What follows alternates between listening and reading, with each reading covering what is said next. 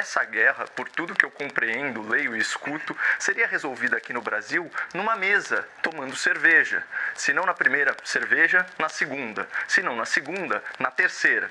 E se não desse na terceira, ia até acabar as garrafas para um acordo de paz.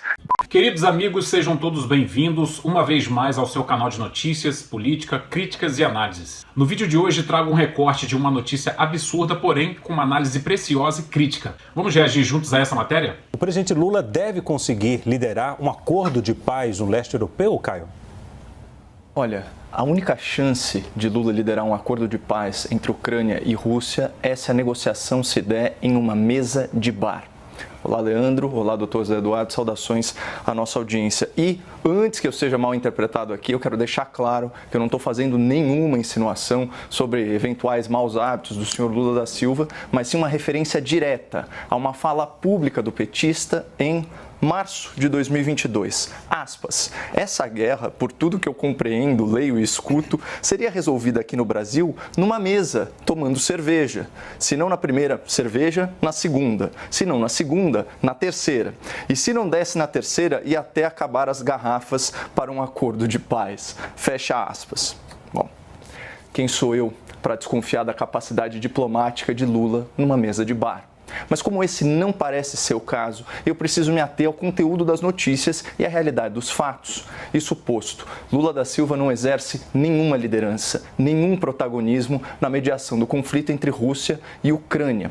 E nas palavras do próprio porta-voz do Conselho de Segurança da Casa Branca, aspas, Lula repete a propaganda russa e a propaganda chinesa como um papagaio, sem olhar para os fatos. Pois é dessa forma que o governo Joe Biden enxerga o presidente do Brasil, como um animal exótico que só sabe repetir o que lhe é falado pelos seus donos.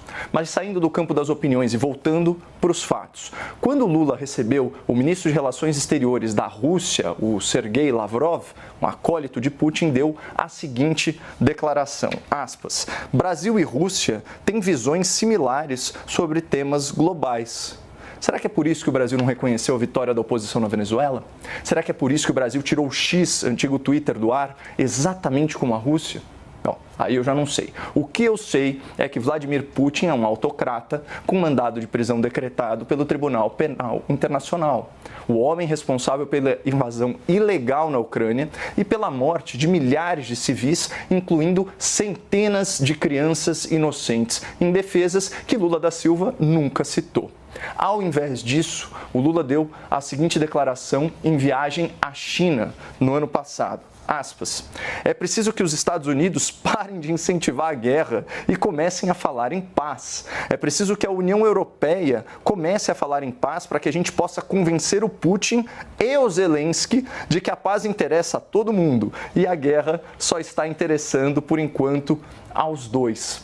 Ou seja, o Lula trata os dois lados, o lado agressor e o lado vítima, da mesma forma. E ainda diz que a Europa e que os Estados Unidos estão incentivando uma guerra que só fez enfraquecer o Ocidente.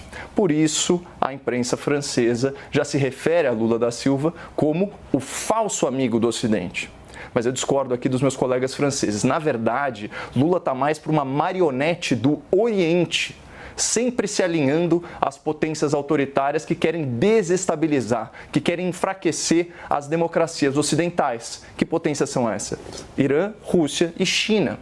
Aliás, foi em parceria com o ministro das Relações Exteriores chinês que o Brasil costurou a sua proposta de resolução para a guerra da Rússia contra a Ucrânia. O documento trata a Rússia, a nação agressora, e a Ucrânia, a nação vítima, em igualdade de condições e sugere que o conflito seja interrompido imediatamente sem expansão do campo de batalha.